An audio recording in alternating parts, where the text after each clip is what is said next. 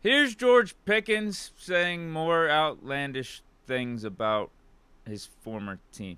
And the camaraderie, like I kind of understand the camaraderie more than I did in Pittsburgh. Yeah. You see what I mean? Like even what you guys do, like the Cowboys is like I said, they're known for the Super Bowl. Right. See what I mean? Like that's what they're known for. If they weren't known for that, then no one would care about the Cowboys. Right. But they're known for that. Then the camaraderie of the people give that same energy because they also want to see it again. So like, I think I definitely understand the more here, the people more here than I did up there because I'm from the South. That's that's a whole nother deal. Like.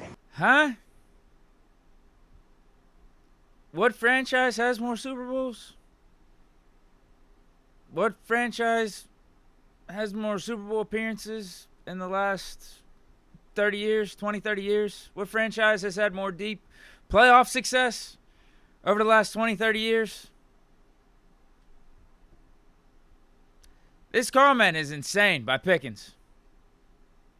Just say you vibe with being back down south better than in Pittsburgh. That's all. You could just leave it at that. It's understandable because you played high school football with Hoover, Alabama, college football at Georgia. Don't say you understand the Cowboys' culture better than the Steelers because of Super Bowls. The Cowboys' focus is more on Super Bowls than the Steelers. Are you kidding me? Super Bowls is what we're all about here. Hence, the outrage from the fan base recently. If you've not been able to put two and two together, why Steeler fans are upset. Now, Cowboys are one of those franchises, too, where their fans have some of that passion. But Cowboys, at this rate, they just need to be happy making an NFC championship. They haven't been able to accomplish that since the 90s. At least we've won Super Bowls in the 2000s, been to AFC championships in the 2000s and the 2010s. Cowboys, yeah, they want their big winning, but they're also a little bit more about marketing and brand, the star, all that shit, right? A little bit more about other stuff than just solely winning a Super Bowl. The Steelers, we just won a Super Bowl. We go to the training camp in Latrobe. Our facility sucks. Weather gets shitty as we get into November, December. No cheerleaders. Just icy lights, football, and Super Bowls here. That's what we want to focus on. So from Pickens, this is an asinine statement. Absolutely asinine statement. I wonder, honestly, if Pickens knows what he's doing here. Or if he's really just this ignorant. Because if he's trolling, I respect it. I respect the game. But if he ain't trolling, I guess it's no wonder then it didn't work out here. He didn't think the Steelers' culture was serious enough about Super Bowls. And what's funny is we're so serious about Super Bowls, that's exactly why Pickens was traded. We want to win a Super Bowl again and understand that team chemistry matters. And Pickens, team chemistry, team first, that wasn't always in alignment. But, yeah, crazy comment from George Pickens here. Absolutely crazy. Now let's stick with receiver. I'm seeing some stuff about Terry McLaurin to the Steelers, building some buzz. Steelers are becoming in the mix as a top contender for landing McLaurin for 2025 because Terry and the Commanders seemingly aren't really anywhere close on a new contract. He's holding out. Things are getting a little bit tense. And even McAfee. Like, I don't have any shame here. Like, we could talk about Terry McLaurin to the Steelers, even though it's really unlikely to happen. But because odds makers have put the Steelers, I think, in the top 5 odds for landing McLaurin, that has become a story that has made headlines. McAfee used that as a jumping point to ask Omar Khan about Terry McLaurin being a serious trade candidate for the Steelers. Like, I saw it on McAfee. Like, they pulled up the tweet, Steelers emerging as a top candidate. I'm like, and then I click on the article. It's just some random-ass sports book has the Steelers in, like, the top 5 odds. There's no other actual reports or actual rumors regarding the Steelers and Terry McLaurin, from what it seems. But McAfee used that to ask Omar Khan about if the Steelers are done, if McLaurin could be an option. People have looked at your salary cap and think that you could get Terry McLaurin to become a Pittsburgh Steeler. Now, whether or not he is going to be a Pittsburgh Steeler or any other team, how have you been able to navigate the salary cap gymnastics to pay everybody and still have room if you were to sign another big-time player? And you have 12 picks in next year's draft that is being held in Pittsburgh, Pennsylvania. Yeah. Are you done? I mean, you never say you're done, but, you know, I really like the group that we have here. And, you know, we've done a lot this offseason. And, you know, we'll see. If there's ever an opportunity to improve the team, you know, we'll think about it and talk about it. But, you know, we feel good about the team, Pat. There's no way we're getting Terry McLaurin. There's just no way.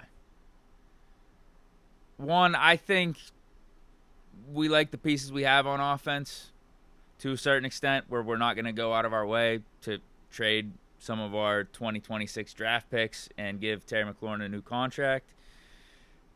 But at the same time, we do have Aaron Rodgers. We've made all these crazy-ass moves this offseason, and we have this all-in mentality, and adding Terry McLaurin definitely helps.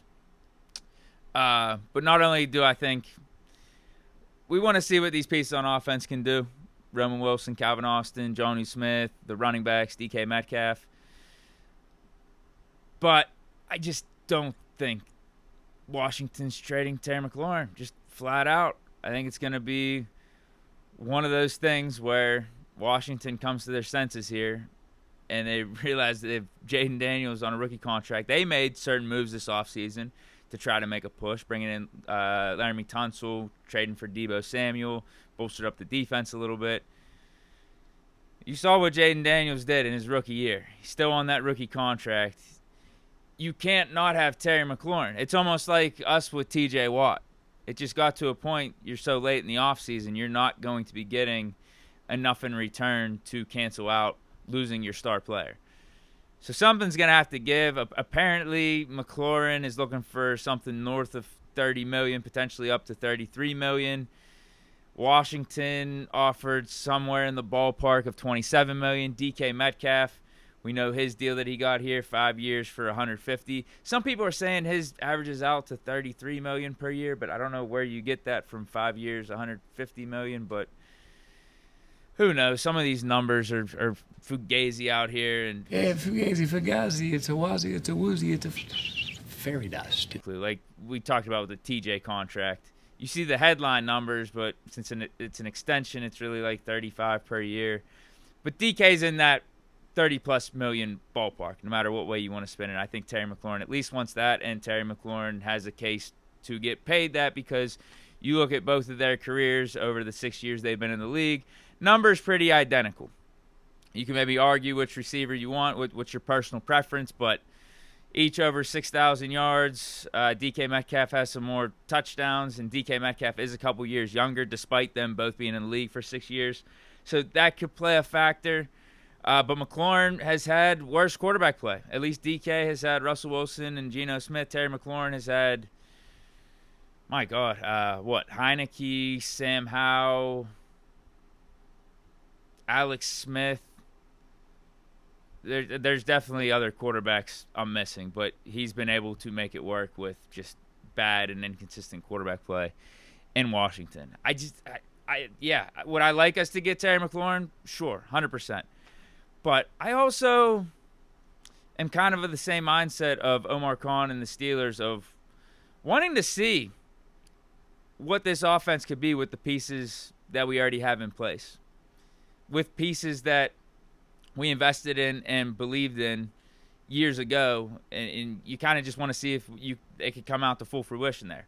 We drafted Roman Wilson in the 3rd round for a reason.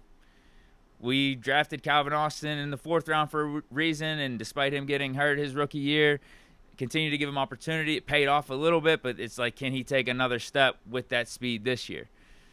Jonnu Smith, there's a reason we traded for him. The familiarity with Arthur Smith and him having a Pro Bowl year in Miami. Reason we drafted Caleb Johnson. Reason we kept Jalen Warren around. Reason we gave Pat Freiermuth the contract. So part of me is just like, I want to see some of these pieces that we have in place already pay some dividends because there's talent there. I think we can do it with what we got. Terry McLaurin, sure as hell wouldn't hurt. But I like the puzzle. Like we got a little puzzle piece in place on offense right now. I don't think we're lacking as bad as we initially thought after trading Pickens for an outside threat or that additional weapon. Adding Jonnu Smith, and then even hearing some of these training camp reports of how Roman Wilson's coming along, Calvin Austin's coming along, Jonnu Smith's really getting incorporated in this offense, DK Metcalf today balling out. So let's just segue into today's training camp, because they did padded practice yesterday, skipped the pads for today, more of a lighter workload here, but it was buzzing. Got some fights breaking out. Juan Thornhill, Jonnu Smith getting after it. DK Metcalf unhappy, pissed off. Chuck Clark and DK. I don't know who was throwing the punches, but punches were thrown in their interaction. And I like it, man. Like, it's iron sharpens iron. Training camp fights, it's a tale as old as time. It happens. Blood boils. Tension happens. People get pissed off at each other. It's a physical game. It's the NFL. This is what it is. You got a bunch of alphas together going at it. It's freaking 95 degrees out there. It is what it is. I don't think this is drama. I don't think this is anything negative. In fact, this type of stuff is probably what's been lacking with these Steeler teams over the last several years. Too much through the motions, same old, status quo. Not enough fight, not enough friction, not enough spark. So, yeah, you're getting it here in this training camp, and I don't think it's coincidence either. It's some of the new faces. Actually, all four names that I mentioned are new names for Steeler Nation. Juan Thornhill, Jonnu Smith, DK Metcalf, Chuck Clark. Mixing it up. That's what I talked about with that Jalen Ramsey trade. You know, we're losing a really nice piece in Minka Fitzpatrick. Was an awesome Steeler. Did everything right. Being a part of the Steelers organization, was a Steeler through and through. But, I don't know, there's something to be said for bringing in Jalen Ramsey. New voice, new leadership. Minka's been here this whole time. He's been a part of the group where we haven't won a playoff game. Out of Juan Thornhill, won championships with the Chiefs. Chuck Clark, AFC North mentality. DK Metcalf, we know he's a dog. So, like, I like the shakeup. I like the mix-up. I like the fighting. And you know Tomlin does as well. I don't think Tomlin is promoting fights, but if you have no fights, I think that's a problem. He's definitely not promoting fights. You know, it's one of the rules, no fighting. But if something starts, whip his ass. Yeah, get it on, baby. A couple other notable highlights from today's training camp, because they had to bump it up, worried about the weather later, supposed to rain. So they bumped it up to 10-something start time. Aaron Rodgers had his best day, balling out, throwing bombs to DK Metcalf. DK Metcalf was lighting it up as well. Roman Wilson had himself a day. You're seeing Calvin Austin emerge as that number 2 receiver, but Roman Wilson had his say today, mossing JPJ, making some other nice catches. Darius Slay made up for getting cooked by Calvin Austin yesterday, had a few PBUs in the red zone. Jonnu Smith, already mentioned him going back and forth with Juan Thornhill, and part of that reason is because Jonnu Smith was cooking him. Jonnu Smith was making plays, and we did the 4 tight end personnel again, and Jonnu Smith is in the backfield, getting handoffs, taking tosses.